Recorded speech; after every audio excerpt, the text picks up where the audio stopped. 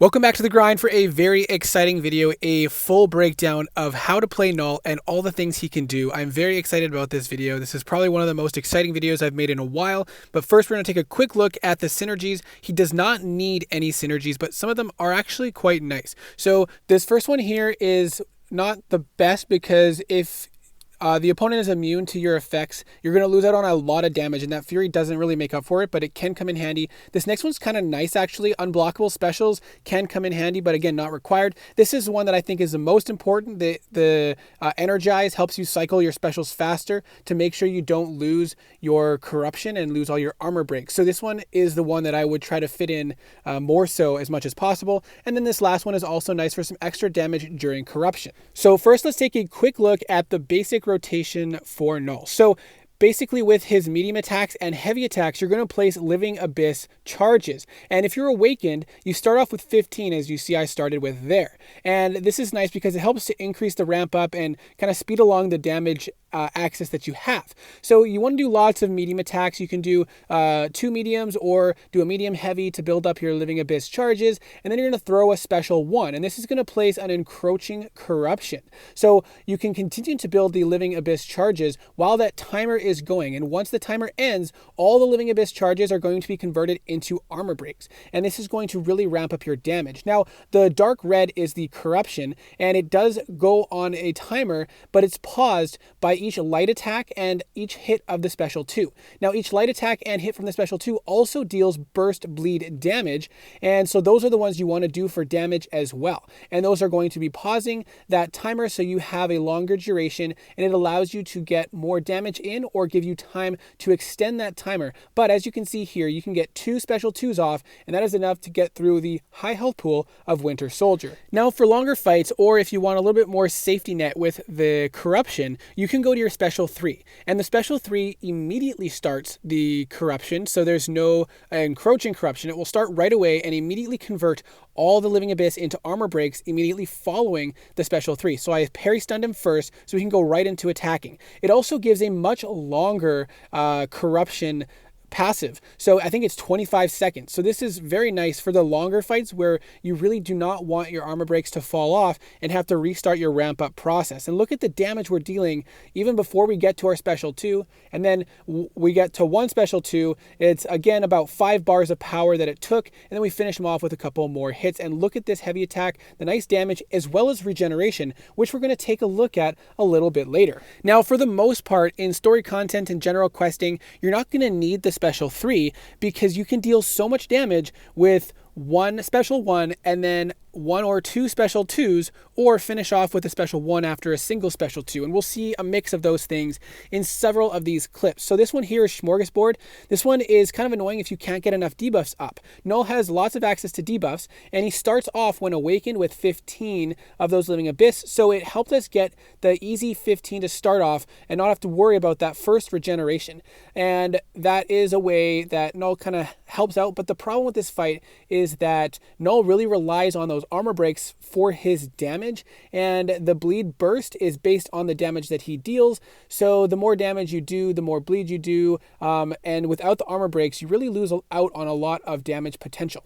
But as you can see here, now we got that first Smorgasbord done, and we're going to throw off a special 2, which is immediately going to place 10 armor breaks. But because of this node, we're not going to get those armor breaks, but it puts those charges on, the snack charges, and that allows us to, again, be in a safe position for that next trigger of the regen or degen. And now again, another special 2 we're throwing off. We get some decent damage still, even without those armor breaks, but again, not quite what we're looking for. Now this one here is Heal or Hide, and this is part of his SIG ability as well. And when the opponent is below a certain health threshold, up to a max of 50% at max SIG, you can convert regen buffs, not passives, buffs into degeneration. So you can see here, this first regen is going to trigger because we're not below that health threshold. Now my Knull is max SIG 200, so we have to get Purgatory down to 50% in order to get rid of those regeneration buffs. And this is just a nice little piece of added utility that he has, but also just to showcase, even with class disadvantage, that we can get through some pretty good health pools in end game content with very minimal build-up and hits. So we've already got that corruption going. We're doing our light ending combos for that burst damage and pausing the timer, throw off a nice big special 2, do a bunch of damage, and now we're below that threshold. So this next regen here, I blocked the hits so that we could show the regen failed to trigger, and we got a degen instead that dealt a little bit of damage. It was only about 1% damage overall, but still kind of a nice piece of utility to have. Now, we're going to take a look at Knull's ability to regen. So we're down at 65%. Medium attacks and heavy attacks convert armor breaks back into Living Abyss charges, as well as heal you for 10% of the damage dealt, and place degens on the opponent. So you can see the degen actually can do some nice damage over time, as well as the regen that you're getting on those heavy attacks and medium attacks. Especially if you can chain a couple in the corner, you can get some really good regeneration. We got 20% healing done in that short period of time. So for regeneration, you want to do lots of medium attacks as well as special ones. And because you're cycling special ones, you are not going to lose your corruption. Now we're down at 7% there. We're speeding through a bunch of this just to kind of get through and show how much regeneration he can have. So we're cycling special ones and doing as many medium attacks as possible. And because we keep throwing special ones, we keep applying the encroaching corruption. So we don't have to worry about pausing the timer as frequently, because it's just going to keep re-triggering. And the hits on the special one are not only giving regeneration, but also applying the degen debuffs. And you're not losing your armor breaks, you're just temporarily converting them. So back up to 50% in that time with 2 or 3 special ones. Now this is an Act 7.4 lane with Paradox. It's just going to increase our special attack damage. We have to block first in order to build up our Paradox charges, and then we're going to get some big damage on the special attack. So we're going to do the special 1 and then special 2 rotation, and with a rank 4 it is definitely overkill, but we get some really big numbers with this Paradox damage increase, and it's quite fun and quite nice to see. And he seems to work well for a lot of random paths. Obviously a rank 4 can just power through a lot of different things, but it seems like he fits well in a lot of different scenarios. So we built up our Paradox charges. Now we're building up our Living Abyss a little bit. We're going to throw off a special 1 to start the encroaching corruption. And then we're going to be, again, building up our Living Abyss charges before the corruption triggers. Now, I got hit a little bit there, but that's okay. Now, we're going to, again, build up our Living Abyss with medium attacks as much as possible while building up to 2 bars of power. Now, we're going to be doing light ending attacks so that we get as many light attacks as possible. And then we're going to throw off a special 2 with that massive increased damage. Look at the insane numbers coming off of this from the Paradox increased damage, and it is way overkill. Now, this is another Paradox lane with increased debuff potency. Now the main potency things we're going to be looking at are armor breaks as well as the degeneration. It also has foresight, so we're going to try to intercept prior to using our special attacks. Now in this clip, unfortunately, I did mess up a little. We're going to skip ahead. I did a special 1 and I was going to use a special 2, but I messed up and got pushed to 3 bars of power. So we're going to, with the foresight active, throw off a special 3, and we're going to see some big damage. Even though we only had, I think it was 27 armor breaks, we get some huge damage because of the increased potency from the Paradox as well as having the foresight. And it was about 117,000 damage, 119,000 damage on that special 3.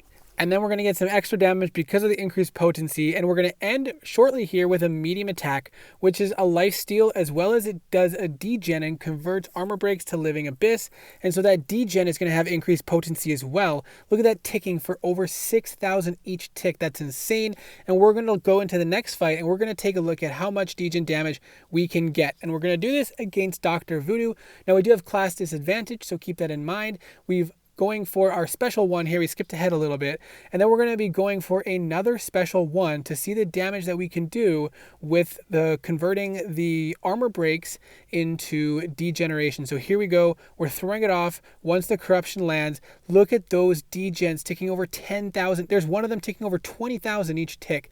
It's just a mad amount of degeneration. So that was 2 special 1s to finish off this fight. Now we're going to take a look at another path, also with debuff potency increased. However, this one has unfortunately knockdown resistance, so the last hit that's going to knock the opponent down is going to have significantly decreased damage because of the resistance that triggers. But look at how big these numbers are with the increased potency of those armor breaks, except that last one, it was decreased. So I really do think though, for the increased potency, the special 1 is the way to go, because the degen is just mad, and you can cycle a bunch of those to get a lot of degen damage. This is the next fight. And just look how fast he melts, and then go right back to another special 1. As long as you have more armor breaks to convert, then you can get that insane degen, which also gives you some regeneration, which is also very nice to have.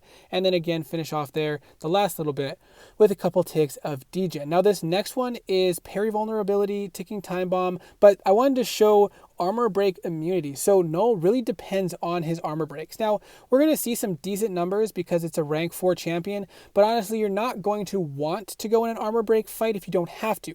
Now, you can see we are triggering the Fury, and we're going to trigger Furies instead of the armor breaks, but this is still not enough to make up for the lost damage.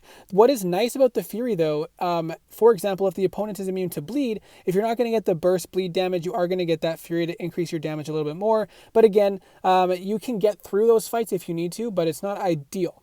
Now this is just, we've seen a lot of node interactions, but we're going to see what Knull does just without any nodes. This is just a basic, I think it's Act 6.4 Deadpool here. We're going to go for a special 1 and a special 2 and see the numbers that you can get. So you don't have to wonder, are these just modified because of the nodes? Are you just inflating the numbers to make it look cool? Well, we're going to see what the numbers are just at its base. No class advantage even at all.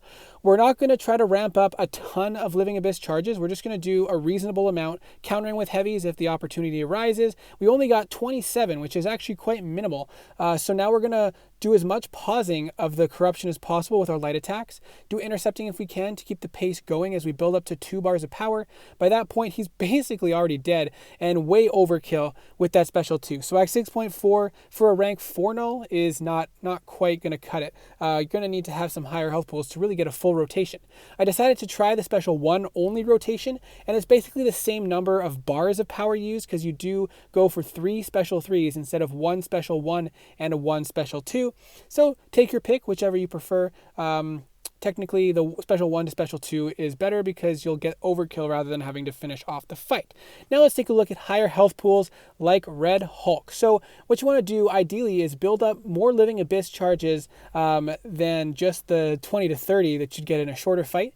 And then you're going to want to throw off a special 3 so you can get the longer corruption passive. Now, in my opinion, the sweet spot is somewhere between 50 to 75 Living Abyss charges on the opponent, because if you take too much time, or if in the Abyss too many charges building up higher, you're going to end up decreasing the amount of time or hit count you have left to do damage afterwards. Plus, if you can get special 2s into the mix, then you are able to increase the number of armor breaks on the opponent because it does apply 10 with each special 2. So we're going to skip ahead a little bit. I went up to 66 charges here, parried him, and now I'm going for a special 3, and then it's going to instantly convert all the Living Abyss into armor breaks, and then we're going to have the corruption on the opponent, and we're going to do as many light attacks as possible. We're going to try to intercept as much as possible with backdrafts so that we can continue to pause the corruption with as little delay as possible. The goal is going to be to get to just under 3 bars of power with about half of the corruption passive still left.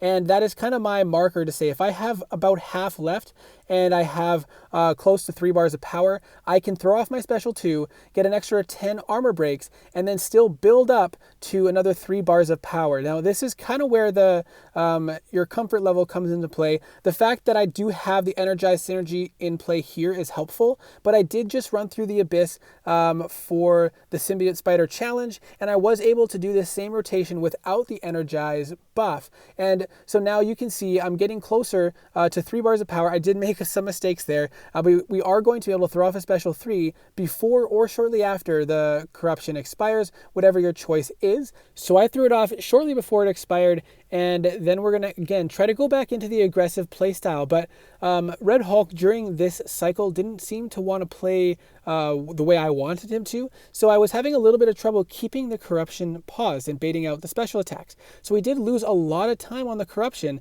and so at this point I've decided I just need to race to a special 3. Now, if you are ending up under 2 bars of power when it's about to expire, you can throw off the special 1, but you want to have enough time so that you can continue to pause the original corruption before the new one comes into play. Now, I decided actually, as I was getting there, that we were really close to finishing off the fight, so I just went for the special 2, knowing that I wasn't going to make it up to a special 3. And so I kind of changed my mind a few different times here, and I throw off the special 1 just to get a little more damage in before the corruption expires, and we were able to finish it off. Now we're going to take a look at an Abyss level health pool. So the way you want to build up the Living Abyss, again, is with 2 medium attacks or a medium and a heavy attack, whatever you choose to ramp up your charges. Hitting into the block can still give a Living Abyss as well. This time we're up to 69 charges here. We threw off another heavy, now we're at 72. And then we're going to end up parrying shortly here, doing 1 medium into a special 3. So he's stunned by the time we come out of the special 3. We've converted all the Living Abyss into armor break yet again.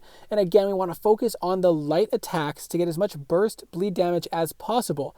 And so coming out, we're going to do light attacks here. As you can see, look at that damage. So nice with the class advantage and 76 armor breaks.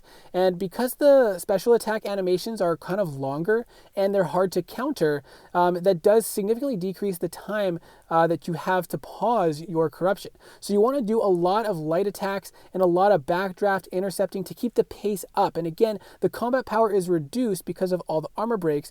Unfortunately, he evaded, but that unblockable special came in clutch for us there. And look at that damage, over 100,000 damage from that hit. So you can get some ridiculous amounts of damage. And again, the special 2 added some extra armor breaks on for us. And now again, we're going back in, trying to pause as much as possible, doing light attacks, backdrafting. Sometimes just doing 2 light attacks and backdrafting can make the feel a little bit easier and smoother. And then pausing to let them try to attack into your block. Now look at this damage, some insane burst damage coming out of here. And I went for 2 special 2s because we had some good duration left, but now we're in a tight spot. I'm not going to get to a special 3 before corruption ends. So I'm trying to race to a special 1 and keeping the corruption pause as much as possible. When you throw the special 3, the corruption still decreases. So I have to get an attack in really quick. I barely got it to pause it a little bit longer. So that's going to give us a bit of duration. Now our armor breaks are starting to expire. We're over 100. But thankfully the corruption sets in before we lose too much of the duration, of the duration of the armor breaks, and then throwing off another massive special 2 to finish off the fight. So you can see that you kind of have to choose between playing it safe and going special 3, special 2, special 3, special 2 to make sure you keep your Living Abyss up, or, you know, sometimes if you have a rough go of it, you have to go for 2 special 3s back to back, or if you want to try to squeeze out some extra damage from 2 special 2s in a row, knowing that you might end up having to convert to just using special 1s, or if you get lucky, go to special 1, special 2, special 1, but you have to keep your Living Abyss active, because if it falls off, your armor breaks can all expire and you have to ramp up all over again. So now just a quick sneak peek at the Red Goblin fight. You can see me going in just with 2 light attacks, dashing back, really keeping the play aggressive so that I can keep the Living Abyss going to get as much time out of it as possible. So I really do hope that you enjoyed this video and learned something, hopefully learned something new or saw something interesting. If you're interested in more gameplay, I'm definitely going to have more. This was so much fun to make. I'm having so much fun using Knull, and I look forward to putting out more gameplay with him. And let me know what your thoughts are. Let me know what your experiences are. If you'd like to see anything specific, let me know in the comment section, and I hope to see you in the next video.